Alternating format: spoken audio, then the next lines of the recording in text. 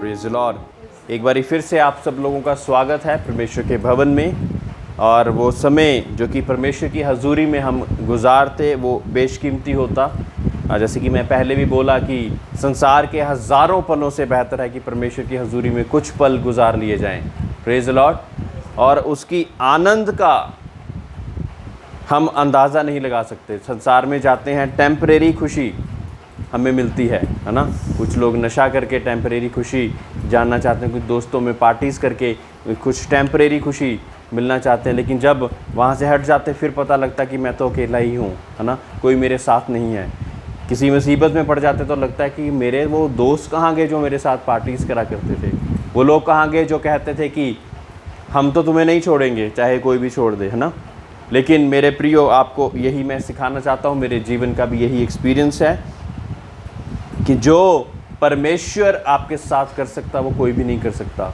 हमारे लोग लिमिटेड हो सकते, लेकिन आज आपका संपर्क मैं अनलिमिटेड परमेश्वर से करवाना चाहता। Praise the Lord.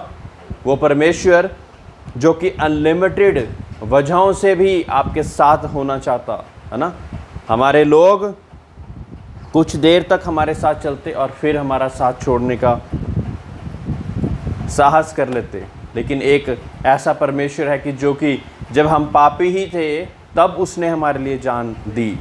हमारी अच्छाइयों के कारण उसने हमारे साथ रिश्ता नहीं बनाया, लेकिन इस वजह से रिश्ता बनाया क्योंकि आप इंसान हैं। परमेश्वर ने आपको अपनी शक्ल और सूरत में बनाया और वो नहीं चाहता कि आप नरक की झील में यानी आग और गंधक की झील में जाएं। Praise the Lord. और आपको वो वाकई ही स्वर्ग में ले जाना चाहता, ताकि जहाँ पर वो है वहाँ पे आप भी हो सको। बेइंतहा प्यार परमेश्वर ही हमसे कर सकता है, दुनिया नहीं कर सकती। वो हमसे वो प्यार कर सकती है जो हम उनसे करते। अगर मिठाई का डब्बा दिवाली पे मैं लेके जाऊंगा तो मेरे रिश्तेदार भी मुझे दे देंगे। मैं किसी को बर्थडे पे गिफ्ट दूंगा तो वो कहेगा कि अब तो मुझे भी देना पड़ता है। ऐसा लेन देन दुनिया में चलता है। लेकिन परमेश्वर ऐसा परमेश्वर है जो कि हमको पापियों में ही चुन लेता। जब हम अच्छे नहीं भी होते तब भी हमें चुन लेता। तो हमें कितना ज़्यादा परमेश्वर के शुक्रगुजार होने की ज़रूरत है। हमें अपने बेटे और बेटियां बना लेता, हमारे को स्वर्ग का अधिकारी बना लेता, क्योंकि कोई और रास्ता नहीं, कोई और ज़िंदगी नहीं, कोई भी और सत्य नहीं, लेकिन केवल बाइबल कहती कि मार्ग, सत्य और जीवन मैं ही हूँ। बिना मेरे द्वारा परमेश्वर के पास कोई भी नहीं पहुँच सकता। जब हम परमेश्वर की ओर बढ़ना चाहें तो वो हमारी मदद और सहायता करने वाला परमेश्वर है। ऐसा नहीं कि मुसीबतें, परेशानियाँ पास्टर्स या जो यहाँ पे वर्शिप करते हैं उनके जीवनों में नहीं होती, जो स्टेजेस पे रहते हैं उनके जीवन में नहीं होती। मैं कहना चाहता हूँ कि बड़े से बड़े प्रचारक भी किसी न किसी परेशानी से जूझते हैं, लेकिन उनको उस पे जय कैसे प्राप्त करनी है वो नियम मिल गया होता है कि कैसे जय प्राप्त करनी है। एक खेल को अगर हम नियम अनुसार खेलें तब ही हमें क्राउन मिलता है। अगर नियम के अनुसार नहीं खेलेंगे तो क्या होगा, है ना। लोकांत एक हमारा खिलाड़ी बच्चा है और वो जानता कि अगर नियम के अनुसार हम खेल नहीं खेलेंगे तो क्या होगा, हमें रेड कार्ड दे दिया जाएगा, हमें आउट जाना पड़ेगा। लेकिन ये जो ज़िंदगी का खेल है, इसको अगर हम स्वर्ग के राज्य में पहुंचना चाहते हैं तो उसको नियम के अनुसार ही चलना पड़ेगा। Praise the Lord. कुछ नियम हमारे लिए बहुत ज़्यादा डिफ़िकल्ट थे, इसलिए उसके बीच में यीशु आ गया ताकि वो हमारे को वो रास्ता दिखा सके, हमारे को वो सत्य बता सके, हमें वो ज़िंदगी का प्रवेश का रास्ता हमें बता सके। अब जो कोई भी विश्वास लाता वो नाश नहीं होता परंतु अनंत जीवन को पाता। Praise the Lord. यूहन्ना के बारे हम काफ़ी सप्ताह से सीख रहे हैं और बहुत सी अच्छी अच्छी बातें हम परमेश्वर से उसके बारे में सीख रहे हैं। आज जो कि विषय 8वें चैप्टर में परमेश्वर के यूहन्ना की इंजील 8वें चैप्टर में दिया गया है, वो एक व्यभिचारिणी के बारे में दिया गया है। अगर हम उसको पढ़ते हैं, आइए हम एक साथ उसको पढ़ें। परंतु यीशु जैतून के पहाड़ पर गया। भोर को वह फिर मंदिर में आया। सब लोग उसके पास आए और वो बैठकर उन्हें उपदेश देने लगा। वो उपदेश दे रहे हैं प्रभु यीशु मसीह। और तब शास्त्री और फरीसी, जो बड़े बड़े धर्म के ठेकेदार हैं, वो एक स्त्री को पकड़ के लेकर आए हैं। कहते हैं कि ये व्यभिचार में पकड़ी गई है। उसको बीच में खड़ा करके यीशु से कहा, हे गुरु, ये स्त्री व्यभिचार करते पकड़ी गई है। व्यवस्था में जो पुराना नियम था, यानी कि आधी बाइबल से ज़्यादा पुराना नियम है, व्यवस्था में क्या लिखा है, जब शुरुआत से नियम बने थे उसमें क्या लिखा गया है कि ऐसी स्त्री को पथराव कर दो। तू इस स्त्री के विषय में क्या कहता है? प्रभु यीशु मसीह से पूछ रहे हैं कि तू इस स्त्री के बारे में क्या कहता है। और प्रभु यीशु मसीह ये जानता थे, 6 आयत में लिखा कि उन्होंने उसको परखने के लिए ये बात कही ताकि उस पर दोष लगाने के लिए कोई बात पाएं। वो चाहते थे कि किसी न किसी तरह उसको पकड़ें, किसी न किसी बात पे उसको पकड़ के उस पर दोष लगाएं, क्योंकि दोष लगाने के लिए उनके पास कोई शब्द ही नहीं मिलते थे, कोई प्रूफ ही नहीं मिल रहा, दोष कहाँ से लगाएं। लेकिन उन्होंने कोई ना कोई ऐसी चीज़ लाकर, पुराने ऐदनामे से, मूसा की शरीयत से लाकर, मूसा के व्यवस्था से लाकर, या पुराने सबत के बीच में से लाकर, ऐसे ऐसे वो परमेश्वर को शर्मिंदा करना चाहते थे। और इस पर परंतु यीशु झुककर उंगली से भूमि पर लिखने लगा। उनकी बात पर बहुत ज़्यादा ध्यान नहीं दिया और भूमि पर लिखना शुरू कर दिया। जब वह उससे पूछते ही रहे, वो फिर पूछी जा रहे हैं, ये हमारी बात का जवाब क्यों नहीं दे रहा है। तो उसने सीधे होकर उनसे कहा, तुम में जो निष्पाप हो वही उसको पहला पत्थर मारे। Praise Lord, praise Lord. जो निष्पाप हो वो पहला पत्थर मारे। मेरे प्रियो, हम दोष लगाने के लिए ना इतना इतना बड़ा मुंह खोल देते हैं। छोटी सी किसी की गलती पता तो लग जाए, हम उसकी बेइज्जत करने से कभी भी पीछे नहीं हटते। लेकिन हमारा परमेश्वर ऐसा नहीं है। शुक्र करो कि हमारा परमेश्वर ऐसा नहीं है। हमें, हालांकि हमारे बीच में भी ये नहीं कि हम बहुत ज़्यादा पवित्र और बहुत ज़्यादा पाक, कि हम फरिश्तों की तरह ही एक्ट करते हैं, लेकिन फिर भी किसी दूसरे की मिस्टेक अगर मिल जाए तो क्या करते हैं, कोई गलती दूसरे की मिल जाए तो एकदम दोष लगाने के लिए हम बाहर निकल आते हैं। ये इंसान का स्वभाव है, इंसान का स्वभाव है, ये कैरेक्टर ऑफ ह्यूमन।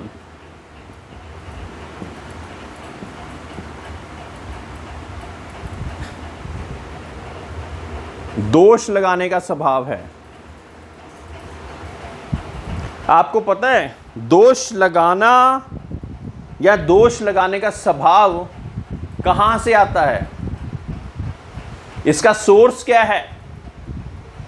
आपको पता है एक है जो स्वर्ग में भी लगातार हमारे ऊपर दोष लगाता रहता है, यानी कि इब्लीस, शैतान, लूसीफर, जो कि लगातार परमेश्वर के सिंहासन के सामने लगातार हम पर दोष लगाता रहता है। लेकिन आप धन्य हैं जो कि परमेश्वर पर विश्वास करते हैं, क्योंकि एक और है, जब वो दोष लगाता तो कहता कि इसने मुझसे माफ़ी मांग ली, ये मेरे लहू से धुल गया। कौन है वो? प्रभु यीशु मसीह। लेकिन दोष लगाना वाला दोष बंद नहीं करता। अभी हम जैसे सीख रहे थे कि हर चीज़ का रिकॉर्ड रखा हुआ है। जो दोष लगाने वाला है ना, वो अच्छी बातों का आपका रिकॉर्ड नहीं रखता। वो ये कहता है कि यहाँ पे चूका, ये यहाँ पे चूका, ये यहाँ पे चूका, लेकिन वहाँ पे प्रभु यीशु मसीह उन बातों का भी रिकॉर्ड रख रहे हैं जो बुरी थी, और कहाँ कहाँ पे आपने क्षमा मांगकर फिर तौबा करके परमेश्वर के सामने खड़े हो गए और धुल गए उसके लहू से। परमेश्वर का वचन कहता कि परमेश्वर आपके पापों को ऐसा धो देता है जैसे कि आपके पाप अगर अर्गमानी रंग के भी हों तब भी आपको बर्फ़ की नाई श्वेत करने के काबिल है।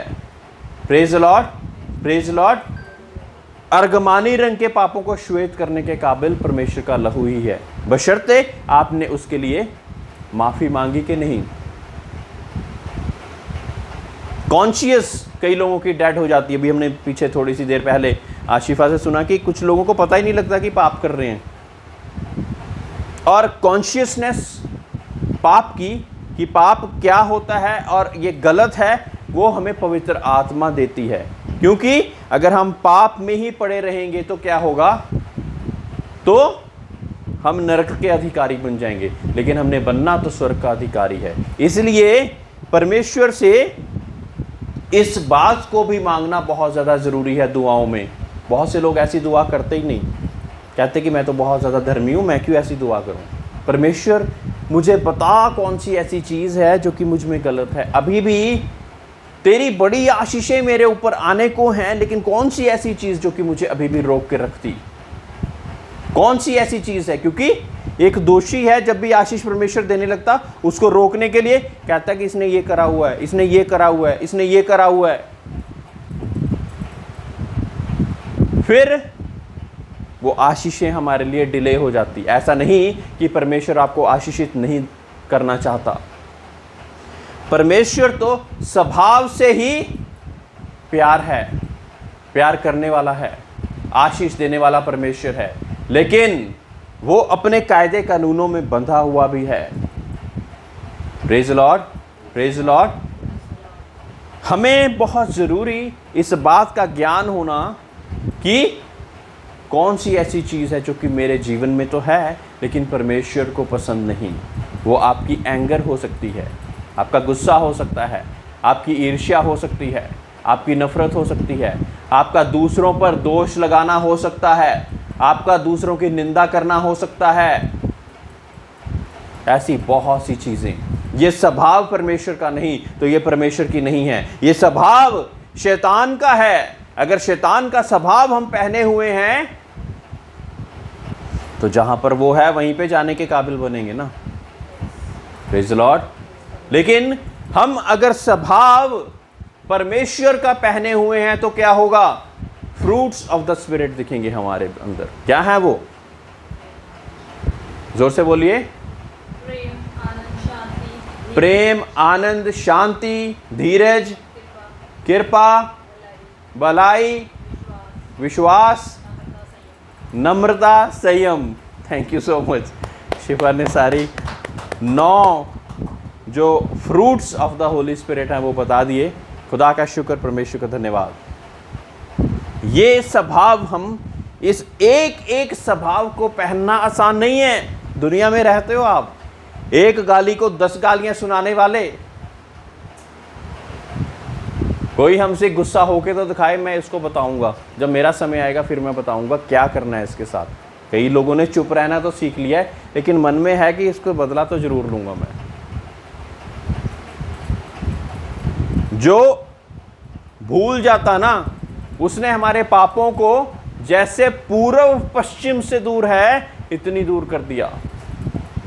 भूल जाता वो जो हम माफ़ी मांग लेते और हमें अपने लायक बना लेता, हमें अपने काबिल बना लेता। यहाँ पे एक स्त्री है, पकड़ी गई है और लगातार वो सारे लोग दोष लगा रहे हैं, है ना। उसके उन लोगों के लगातार पूछने के बाद प्रभु यीशु मसीह ने क्या आंसर दिया, जिसने कभी कोई पाप नहीं किया ना, वो उस पर पहला पत्थर मारे। उसने यहाँ पर ना ही मूसा की शरीयत को गलत ठहराया, ना ही ये कहा कि वो चीज़ आपको पालन करने की ज़रूरत नहीं है, ना ही कुछ और कहा। लेकिन बड़ी ही समझदारी के साथ प्रभु यीशु मसीह ने क्या कहा कि पहला पत्थर वो मारे जिसने कभी कोई पाप नहीं किया। और मेरे प्रियो, और वो फिर उस ज़मीन पे लिखने लग गया, उनकी तरफ देख भी नहीं रहा, ऐसा बोल के बस।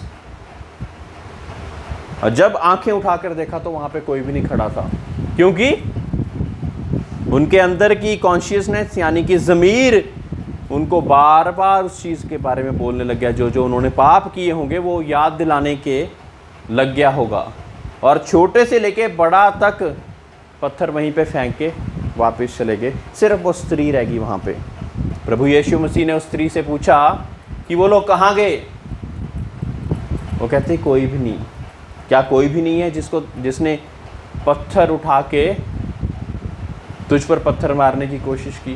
कहते कि जब उन्होंने दोष नहीं लगाया तो मैं भी तुझे क्षमा करता हूं। और आगे क्या कहा, जा अब पाप मत करना। मेरे प्रियो, ये एक स्टेप बाय स्टेप प्रोसेस है। एक बारी हम पाप के बीच में पड़कर परमेश्वर के पास आकर क्षमा मांगने के बाद अब हमें वो चीज नहीं करनी है। कई लोग लगातार उसी चीज को करते रहते और उसके कॉन्सिक्वेंसेस को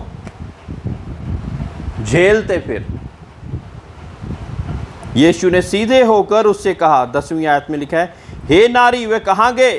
क्या किसी ने तुझ पर दंड की आज्ञा ना दी? उसने कहा, हे प्रभु, किसी ने नहीं। यीशु ने कहा, मैं भी तुझ पर दंड की आज्ञा नहीं देता, जा और फिर पाप ना करना। Praise Lord. अपने आंख के बीच में ना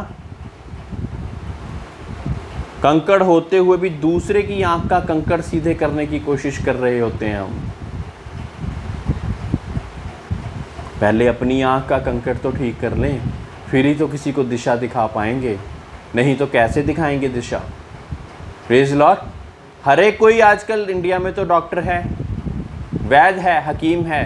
किसी से कुछ पूछ के तो देखो, वो 3-3, 4-4 साल की डिग्रियां जो लोगों ने करी हुई हैं नर्सिंग की या डॉक्टर की, जो 10-10 साल पढ़ते रहते हैं, वो डिग्रियां फेल कर देते हैं वो मिनट में। आप ऐसा कर लीजिए, हर चीज़ का आंसर है हमारे लोगों के पास। लेकिन अपने मन को नया नहीं करना चाहते।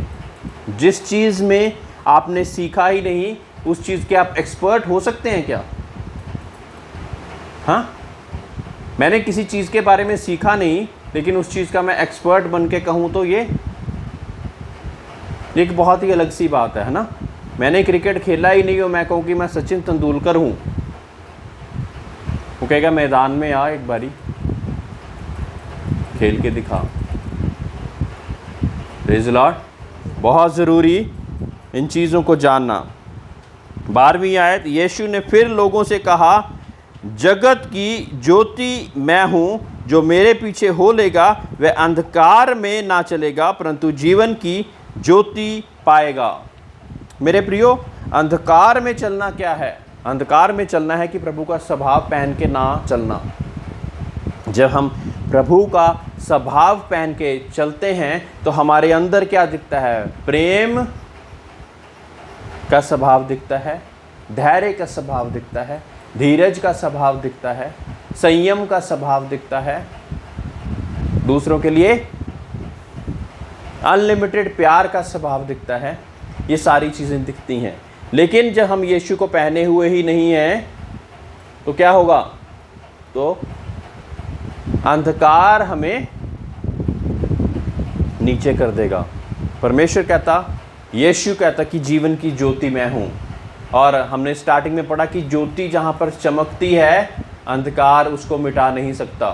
Praise Lord, praise Lord. ज्योति अंधकार में चमकी और अंधकार उसको मिटा नहीं सका। लेकिन आज हम कहते तो हैं हम ज्योति की संतान हैं, लेकिन हम अंधकार के बीच में भी चलना चाहते हैं। बहुत अच्छा लगता है हमको, क्योंकि हमारे शरीर में और हमारी अभिलाषाएं उसके अनुसार ही हैं।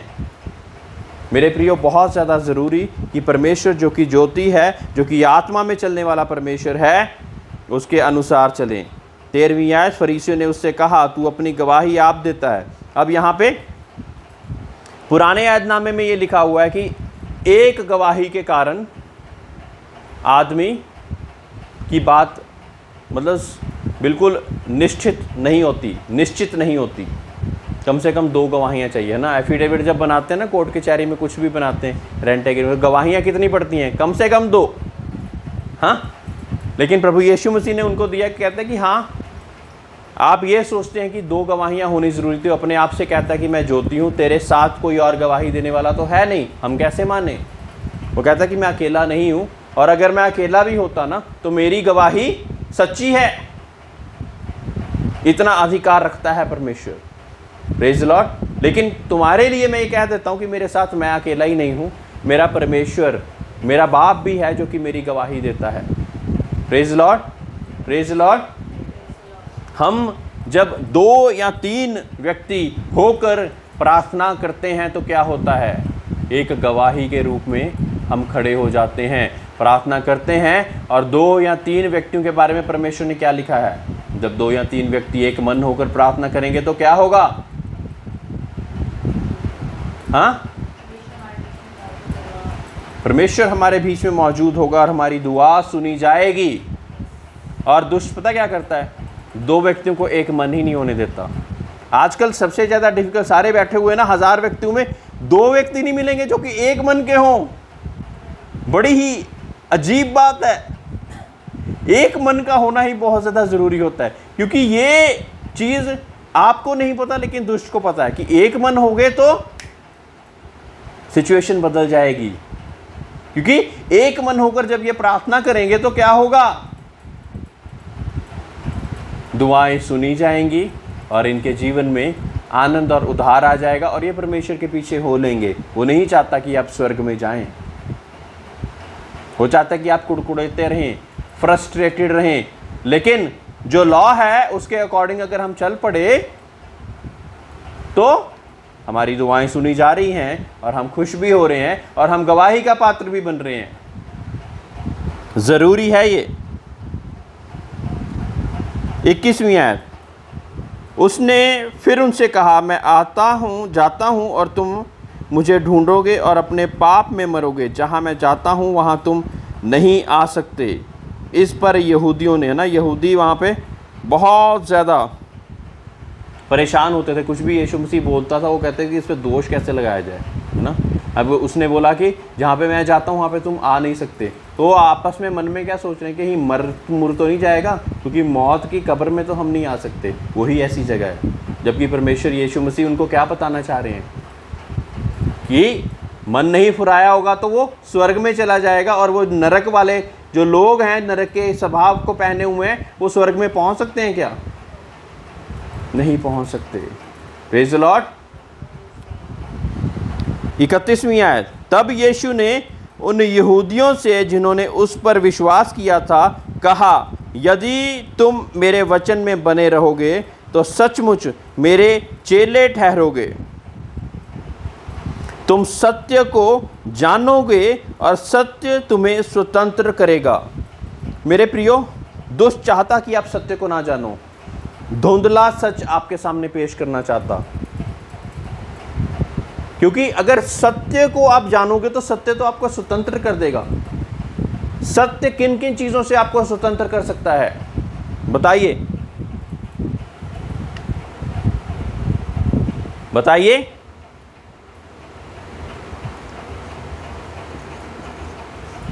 सत्य किन किन चीजों से आपको स्वतंत्र कर सकता है? दुष्ट आत्माओं से, इविल स्पिरिट से, बीमारी से, और भी कोई लाचारी, और भी कोई ऐसी परेशानी से। तुम सत्य को जानोगे तो सत्य तुम्हें स्वतंत्र करेगा। अब सत्य कौन है? हमने सीखा ज्योति परमेश्वर यीशु मसीह है। मैं जगत की ज्योति हूं ना, गूगल में भी सर्च मारोगे और जगत की ज्योति लिखोगे, who is the light of the world, तो जीसस क्राइस्ट का नाम ही आएगा, कोई और नाम नहीं आएगा। तुम सत्य को जानोगे और सत्य तुम्हें स्वतंत्र करेगा। हमारी तमाम परेशानियों में से जब हम सत्य को जानेंगे तो वो सत्य हमें स्वतंत्र कर देगा, क्योंकि सत्य अंदर से चिल्ला चिल्ला के उन चीज़ों को बाहर भगाता जाएगा। वो बीमारी को, वो लाचारी को, वो परेशानियों को, वो गंदे स्वभाव को, वो पाप के स्वभाव को सत्य बाहर भगाता जाएगा। Praise the Lord. कई लोगों ने कहते हैं कि हमने सत्य को पहना हुआ, लेकिन पूर्ण रीति से उसको नहीं पहनना चाहते। एक मैं स्टोरी सुनाता हूँ। एक व्यक्ति ने, मैंने पहले भी बताया हुआ है, एक व्यक्ति ने, परमेश्वर उसके घर में आए और उसके पास बहुत से कमरे थे। आए तो परमेश्वर ने कहा कि मैं तेरे घर में रहना चाहता हूँ, है ना। बाइबल कहती कि मैं तेरे द्वार पर खटखटाता, ये तू कब खोलेगा, है ना। तो इस आदमी ने उस द्वार को खोला और कहा परमेश्वर मैं ना ऊपर फर्स्ट फ्लोर पे एक वो लास्ट वाला कमरा है, वहाँ पे आप रह सकते हैं। Praise the Lord. अब वो वहाँ पे रहने लग गए। रात को चोर डाकू लुटेरे उसके घर में आए, वो ज़ोर ज़ोर से दरवाज़ा खड़काने लग गए। वो व्यक्ति बहुत ज़्यादा डर गया। जब वो व्यक्ति बहुत ज़्यादा डर गया तो उसको दरवाज़ा तो खोलना ही पड़ना था, क्योंकि वो दरवाज़ा तोड़ने लगे थे। उसने दरवाज़ा खोला तो देखा कि ये सभी लोग हैं, और वो सभी लोग जब अपनी कार्रवाई करने ही वाले थे तो प्रभु यीशु मसीह ऊपर से उतर के नीचे आए और उनको भगा दिया। अब वो व्यक्ति क्या कहता कि प्रभु यीशु मसीह आप ऐसा करो, आप एक कमरा नहीं ऊपर के 2-3 कमरे ले लो। ऐसा हुआ और फिर 2-3 कमरे दे दिए। अगले दिन फिर रात को चोर डाकू आए और वो उसको मारने ही वाले थे। खोला दरवाज़ा, उसने मारने ही वाले थे उसको। फिर प्रभु यीशु मसीह उस पर खड़ा हो गया। अब वो व्यक्ति क्या कहता कि परमेश्वर यीशु मसीह आप ऐसा करो, पूरा ही फर्स्ट फ्लोर आपका, पूरा ही पहली मंजिल आपकी, नीचे मैं रहूँगा अपनी मर्जी से। Praise the Lord. मैं अपनी मर्जी से रहूँगा। फिर वो व्यक्ति आए और उसको मारने ही वाले थे, लेकिन फिर प्रभु यीशु मसीह ऊपर से उतर के आए। कहते कि अगर थोड़ी सी भी देर हो जाती तो शायद ये उसको मार ही देते। अब उस व्यक्ति को रियलाइज़ हुआ कि मुझे एक एक बात ही नहीं, एक एक कमरा ही नहीं, मुझे परमेश्वर को संपूर्ण रीति से समर्पित करने की ज़रूरत है। Praise the Lord. तब उस व्यक्ति ने पूरा का पूरा घर परमेश्वर के हाथ में समर्पित कर दिया।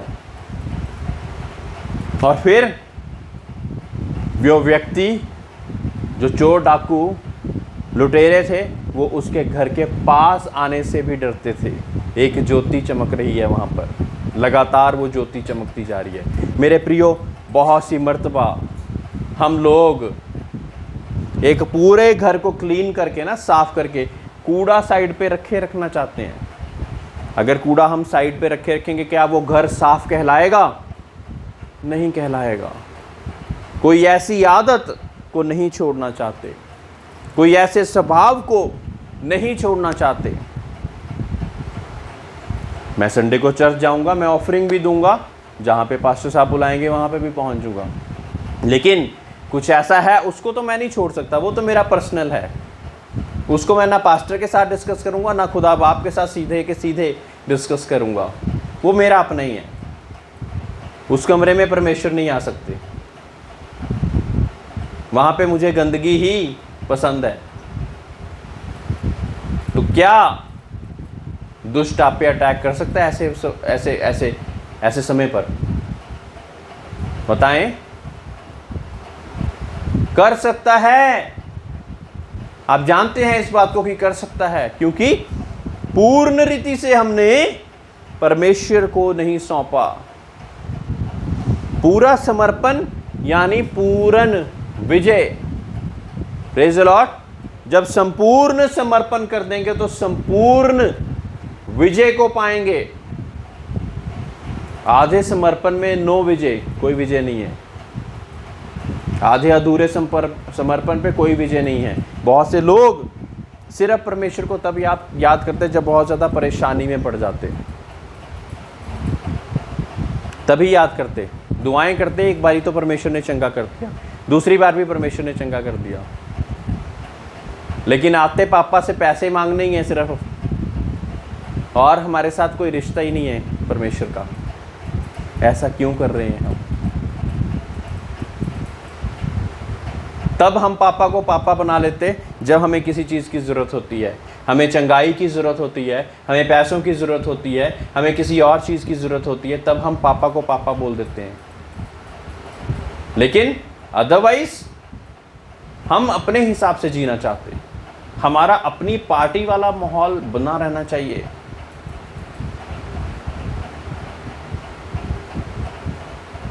ऐसा है हमारा जीवन।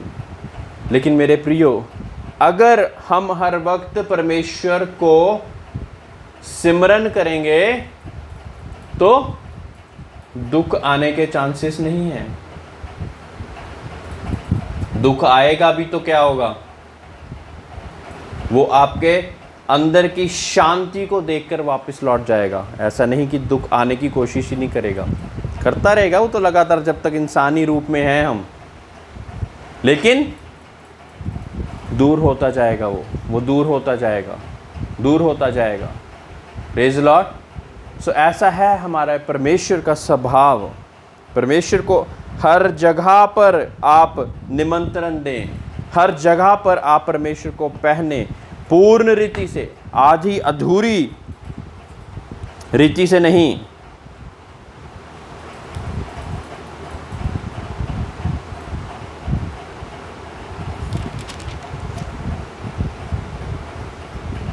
परमेश्वर चाहता कि आप अपने परमेश्वर को पूर्ण रीति से पहने। 48वीं आयत में ये सुन यहूदियों ने उससे कहा, क्या हम ठीक नहीं कहते कि तू सामरी है और तुझ में दुष्ट आत्मा है? यीशु ने उत्तर दिया, मुझ में दुष्ट आत्मा नहीं, परंतु मैं अपने पिता का आदर करता हूँ और तुम मेरा निरादर करते हो।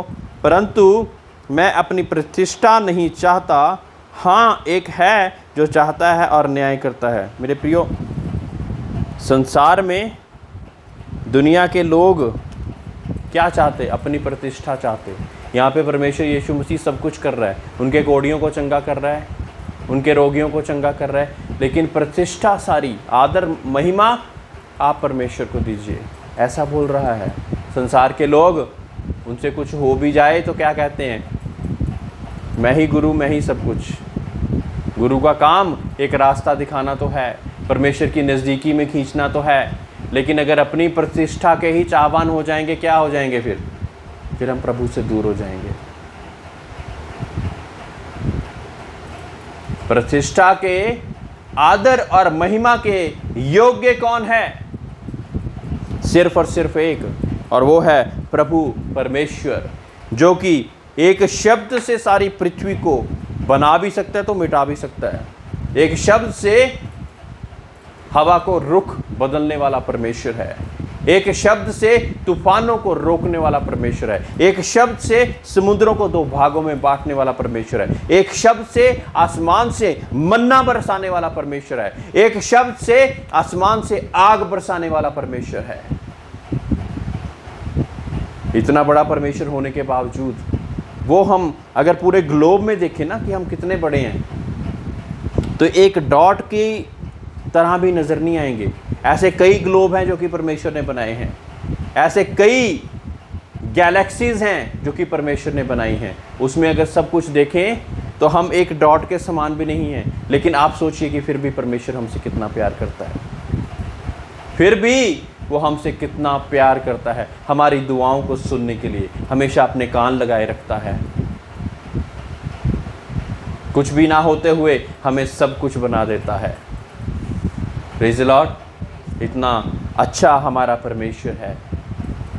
वो चाहता कि आप उसमें बने रहें, लगातार बने रहें, और बने रहने का तरीका एक ही है, इसको दिन और रात मनन करते रहें।